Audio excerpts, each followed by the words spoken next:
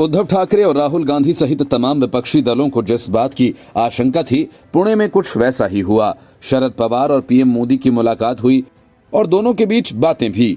शरद पवार इतने खुशहाल के दिनों में नहीं दिखाई दिए जितना पीएम मोदी से मिलने के बाद दिखाई दिए।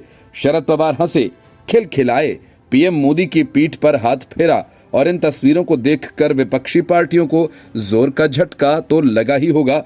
और अब फिर सवाल उठने लगा है कि क्या 2024 के लोकसभा चुनाव से पहले कुछ बड़ा गेम होने वाला है? क्या पिछले दिनों एनसीपी का शिंदे सरकार के साथ जाना सोची समझी रणनीति था?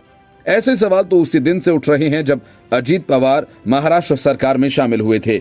लेकिन आज मोदी पवार की गर्मजोशी देख फिर से वही बातें होने लगी हैं। वजह यह कि जब से एनसीपी में बगावत हुई है, उसके बाद से शरद पवार ने पीएम मोदी को लेकर एक भी बयान नहीं दिया है और 3 मुलाकातों के बाद अजीत पवार पर भी उनकी नरमी जग जाहिर है।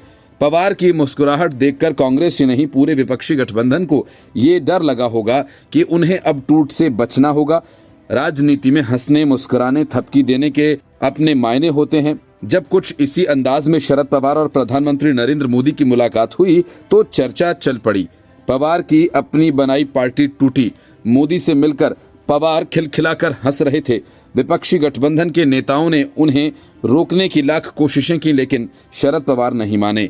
वह आज के कार्यक्रम के लिए पीएम मोदी से मुलाकात करने के लिए कितने बेताब थे कि वे पुणे के उस मंच पर पवार सबसे पहले जाकर बैठ गए थे। मौका था लोकमान्य तिलक राष्ट्रीय पुरस्कार समारोह का। कई दिनों से इस कार्यक्रम की चर्चा थी, क्या पवार जाएंगे, मोदी से मिलेंगे, कैसे मिलेंगे। अटकलें ये भी थीं कि शरद पवार इस मौके पर कोई बड़ा सियासी संदेश देंगे और एक तीर से कई निशाने लगाएंगे। हालांकि तमाम अटकलों और विपक्षी खेमे की आपत्तियों के बावजूद पवार ने मोदी के साथ मंच साझा किया। विपक्षी दलों के गठबंधन ने पवार से कहा था कि ऐसे वक्त में जब भाजपा के खिलाफ एकजुट होकर मोर्चा बनाया जा रहा है, उनका इस कार्यक्रम में शामिल होना विपक्ष के लिए अच्छा नहीं होगा। कांग्रेस और महाराष्ट्र के दूसरे विपक्षी दलों शरद पवार को इस कार्यक्रम में जाने से रोकने के लिए उनसे मिलने पहुंचे थे, लेकिन उनको मिलने के लिए समय नहीं दिया गया। शरद पवार तो रविवार को ही देर रात दिल्ली से पुणे पहुंच गए। महाराष्ट्र कांग्रेस के उपाध्यक्ष मोहन जोशी ने बताया, विपक्षी दलों के एक प्रतिनिधिमंडल ने शरद पवार से मिलने की कोशिश की थी, लेकिन वे पुणे पहुंच चुके थे। जोशी ने बताया कि उसके बाद हम लोगों ने फिर से उनसे मिलने का समय मांगा, जो नहीं मिला। शरद पवार के गुट वाली एनसीपी के पुणे जिले के अध्यक्ष प्रशांत जगताप ने टीओआई को बताया कि विपक्षी दलों के साथ कोई मीटिंग नहीं हुई क्योंकि इसका कोई समय पहले से तय नहीं था। पवार ने उन सांसदों से मुलाकात ही नहीं की जो उन्हें इस समारोह में शामिल न होने के लिए मनाना चाहते थे। आज पवार से मिलकर मोदी ने हथेली पर कुछ लिखने का इशारा किया।